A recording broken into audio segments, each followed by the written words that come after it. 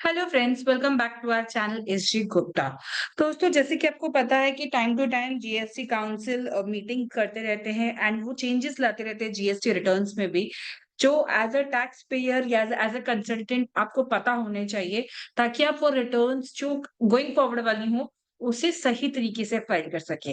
हमारे आज की वीडियो में हम ऐसे ही एक नोटिफिकेशन नंबर 12/2024 को डिस्कस करने वाले हैं, जिनमें आए हुए चेंजेस जो आपको रिटर्न भरने से पहले ध्यान देने हैं, वो देखेंगे। दोस्तों, वीडियो में एंड तक बने रहिएगा क्योंकि हमने कोशिश की है हम सारे चेंजेस कवर करें। सबसे पहला जो चेंज है, जीएसटीआर 1 ए को इंट्रोड्यूस किया गया है, यानी कि अब जैसे ही आप जीएसटीआर 1 फाइल करते हैं, जीएसटीआर 1 ए रिटर्न ओपन हो जाती है एंड वो तब तक ओपन रहती है जब तक आप अपना जीएसटीआर 3 भी नहीं फाइल करते हैं। 1 में अगर कोई सेल छूट गई है आपसे या फिर उसमें कोई फिगर्स रॉन्ग चले गए हैं एंड आप उसे चेंज करना चाहते हैं, तो आप 1 ए के थ्रू रेक्टिफाई कर सकते हैं एंड 1 प्लस 1 ए का इफेक्ट जीएसटीआर 3 बी में जाएगा। अब अगर मानिए जीएसटीआर 1 ए जो रिटर्न है वो जुलाई मंथ से एप्लीकेबल हुई है, यानी कि जुलाई 2024 से।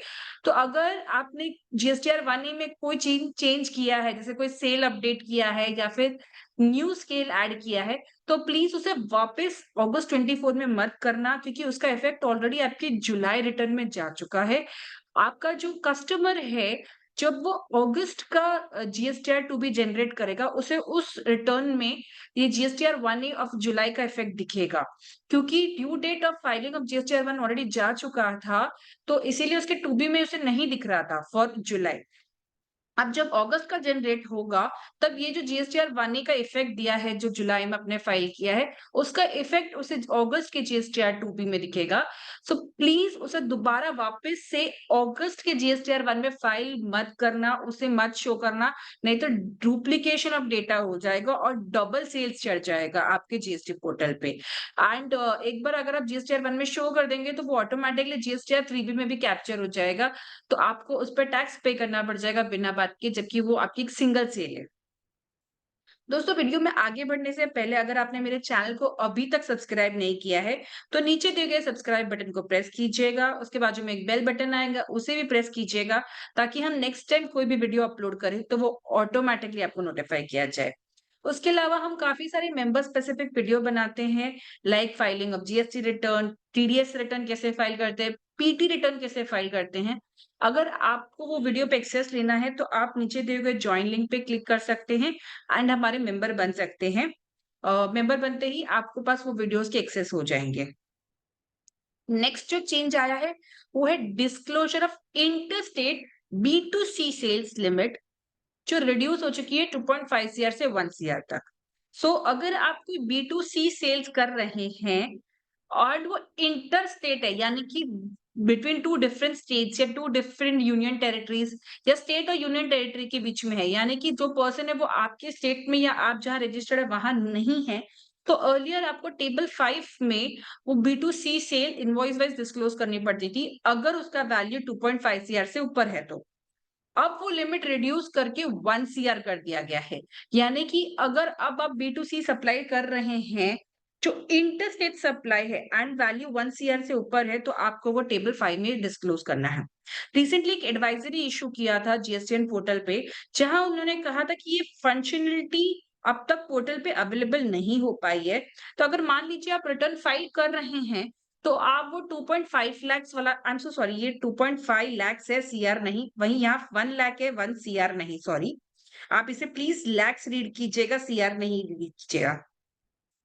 Coming back to this updation, advisory जो पोर्टल पे आया है, वहां पर उन्होंने लिखा है कि अगर ये till the time the functionality is made available in the portal, यानी कि अगर ये अभी आप जब रिटर्न फाइल करने जा रहे हैं एंड 1 लाख की अगर आपको ऊपर जो इंटरस्टेट सप्लाई की है, बी टू सी सप्लाई, अगर वो आपको इंसर्ट नहीं करने दे रहा है, तो आप कंटिन्यू कीजिए the old style of 2.5 lakh, यानी कि अगर कोई भी बी टू सी सप्लाई है जो इंटरस्टेट है वो 2.5 लाख से ऊपर है, तो आप उसे ट्रिपल 5 में डिस्क्लोज कीजिएगा।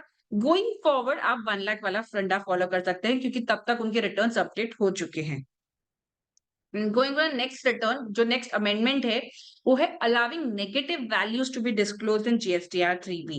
सो इनिशियली पहले क्या होता था, अगर आपका कोई सेल और क्रेडिट नोट होता था तो आप दोनों ही जीएसटीआर 1 में डिस्क्लोज कर देते थे और उनका नेट इफेक्ट आपकी जीएसटीआर 3B में आता था।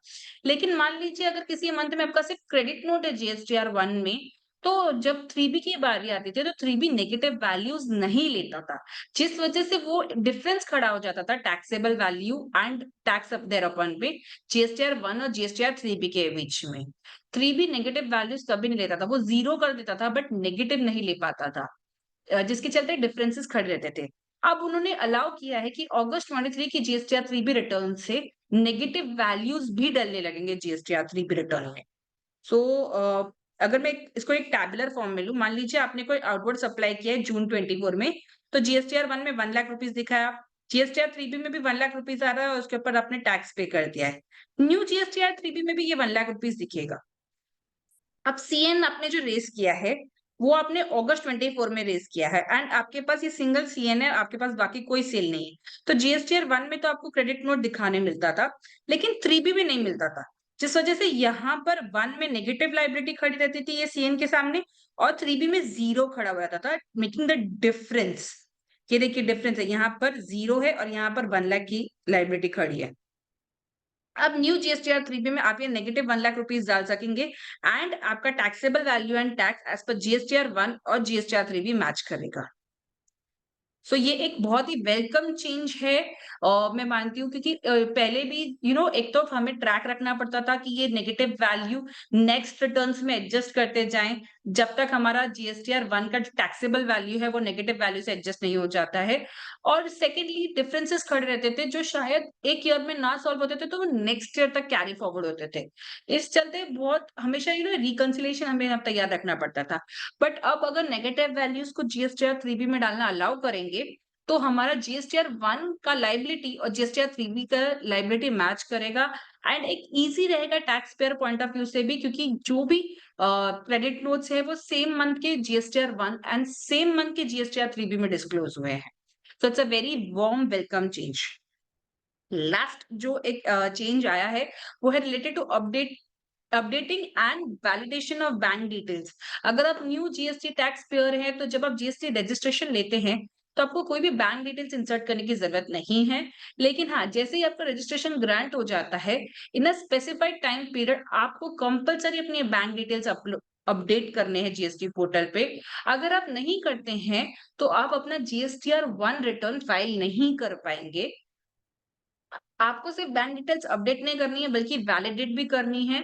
आपका updation as well as validation होने के बाद ही आप जीएसटीआर 1 रिटर्न फाइल कर पाएंगे। ये एक बहुत छोटी सी एक्टिविटी है, लेकिन अगर आप मिस कर देते हैं तो चांसेस है कि आप जीएसटीआर 1 लेट फाइल कर पाए, क्योंकि ये एक्टिविटी करने के बाद ही आपको जीएसटीआर 1 फाइल करने मिलेगा। एंड उस छोटी सी एक्टिविटी की वजह से आपको बिना बात के लिए लेट फी पे करना पड़ जाए जीएसटीआर 1 के ऊपर। बैंक अकाउंट डिटेल्स को कैसे अपडेट करते हैं और कैसे वैलिडेट करते हैं इसके लिए हमने एक सेपरेट वीडियो बनाया है। मैं उस वीडियो का लिंक भी नीचे डिस्क्रिप्शन बॉक्स में डाल दूंगी। अगर आपको इस टॉपिक से रिलेटेड या फिर बैंक अकाउंट वैलिडेशन रिलेटेड कोई भी क्वेरीज है तो आप नीचे कमेंट सेक्शन में लिख सकते हैं, हम कोशिश करेंगे उसका रिवर्ट करने के लिए। दोस्तों, अगर आपको ये वीडियो अच्छा लगा हो तो प्लीज इसे लाइक कीजिए, ज्यादा से ज्यादा लोगों के साथ शेयर कीजिए और हाँ, हमारे चैनल को सब्सक्राइब करना नहीं भूलिएगा और ऐसे वीडियोस देखने के लिए। आप यूट्यूब के अलावा हमें लिंक्डइन, फेसबुक, इंस्टा और ट्विटर पे भी फॉलो कर सकते हैं। Thank you.